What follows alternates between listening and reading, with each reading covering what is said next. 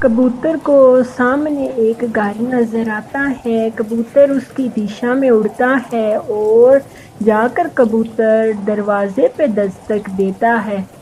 اوری اوری، میں تو آج سونے لگا ہوں۔ کالو جی، آج تو کتنا پیارا موسم بنا ہوا ہے، میرا تو دل کر رہا ہے میں بارش میں نہاؤں۔ ارے اس کے اندر ضرور کوئی پکشی ہے، میں دروازہ بجاتا ہوں۔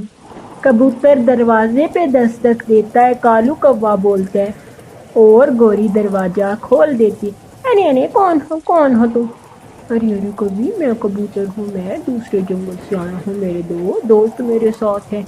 تو میں کیا کروں؟ پلیز ہمیں آشرا دے دیں اپنے گھر، ہم اس بارش میں بھیگ رہے ہیں، ہمیں بہت ٹھنڈ لگ رہی ہے۔ ٹھیک ہے، میں اپنے پتی کالو کوے سے پوچھتی ہوں۔ ٹھیک ہے میری بہن گوری کبھی، آپ جائیں اور جا کر اپنے پتی کالو سے پوچھیں۔ ٹھیک ہے، میں پوچھتی ہوں۔ کالو جی، باہر پکشی آئے ہیں، کہتے ہیں کہ ایک رات کے لیے ہمیں اپنے گھر میں آشرا دے دو۔ گوری، میرا گھر کوئی آشرا خانہ ہے۔ کوئی جی، کوئی نہیں ہوتا۔ نو گوری، میں اپنے گھر میں کسی پکشی کو آنے نہ دوں گا، میرا گھر ٹوٹ سکتا ہے۔ کبوتر ساری باتیں باہر سن لیتے ہیں۔ کالو جی، کوئی نہیں ہوتا، وہ پکشی یاتری پکشی ہے، ہمارے گھر میں رہیں گے، صبح چلے جائیں گے۔ گوری نہیں۔ ارے معاف کیجیے کبوتر جی، میرے پتی نہیں مان رہے۔ ٹھیک ہے، کوئی بات نہیں، میں نے ساری باتیں سن لی ہے، آپ کا دھنیہ واد، آپ نے کوشش کی۔ کبوتر اتنا کہتا ہوا وہاں سے چلا جاتا ہے۔ بارش اپنے جوڑوں پہ تھی اور رانو، کبوتر، طوطا بڑے پیڑ کے نیچے بیٹھے ہوتے ہیں اور ٹھنڈ بھی بہت تھی۔ ارے مجھے تو بہت ٹھنڈ لگ رہی ہے، میں تو اس ٹھنڈ سے مر ہی نہ جاؤں۔ ارے طوطے بھائی، دھیرج رکھے، کچھ نہیں ہوتا۔ کالو اپنے گھونسلے میں لمبے کھراٹے دے رہا تھا۔ گوری دھیرج سے اٹھتی ہے، اپنے گھر کا دروازہ کھولتی ہے اور اڑتی بڑے پیڑ کے پاس جاتی ہے، اور جب بڑے پیڑ کے پاس پہنچتی ہے، رانو، کبوتر، طوطا وہاں موجود تھے۔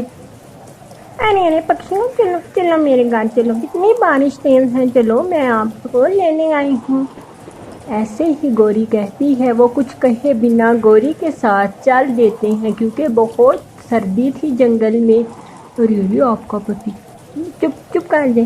ارے کبوتر، چپ کر جاؤ، کالو کوا جاگ جائے گا۔ ایسے ہی وہ گھونسلے میں بیٹھتے سو جاتے ہیں اور پوری رات بارش زوروں سے ہوتی ہے، اور صبح کا سورج نکل آتا ہے، بارش تھم جاتی ہے اور سب سے پہلے کالو اٹھتا ہے۔ کالو تو دیکھ کر آگ ببولا ہو جاتا ہے۔ اٹھو گندے پکشیوں، میرے گھونسلے سے اٹھو، تم کو آنے کی اجازت کس نے دی؟ یہ گھونسلہ میرا ہے۔ پکشی بیچارے اٹھ جاتے ہیں۔ ارے کالو جی، کوئی بات نہیں، ایک رات کی تو بات تھی۔ ارے کالو بھائی، ہمیں معاف کرنا، ہم اب جا رہے ہیں اپنے گھر، آپ کا دھنیہ واد۔ ٹھیک ہے، نکلو میرے گھر سے جلدی، پکشیوں نکلو۔ ایسے ہی وہ پکشی دھنیہ واد کرتے اپنے جنگل کی طرف اڑ جاتے ہیں۔ موسم صاف تھا اور وہ کچھ ہی سمے میں اپنے جنگل پہنچ جاتے ہیں، کیونکہ وہ دوسرے جنگل بھوجن کی تلاش میں گئے تھے، جہاں تیز بارش شروع ہو جاتی ہے۔ ایسے ہی کچھ دنوں کے بعد گوری، آؤ کہیں باہر چلے۔ کالو جی، میرا دل گھبرا رہا ہے، دیکھیں بارش کتنی تیز ہے، یہ نہ ہو بارش آ جائے۔ گوری، کچھ نہیں ہوتا، چلو تم۔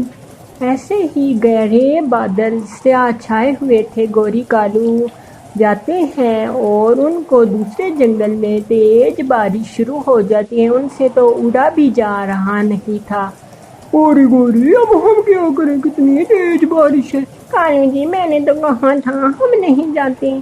دور کھڑکی میں رانو چڑیا اپنے گھر سے دیکھ رہی تھی۔ کالو کوے اور گوری، مجھے مدد کرنی پڑے گی۔ رانو چڑیا بارش میں اڑتی کالو گوری کے پاس آتی ہے۔ ارے گوری بہن، چلو آپ میرے گھر چلو۔ چڑیا، کیا یہ تمہارا جنگل ہے؟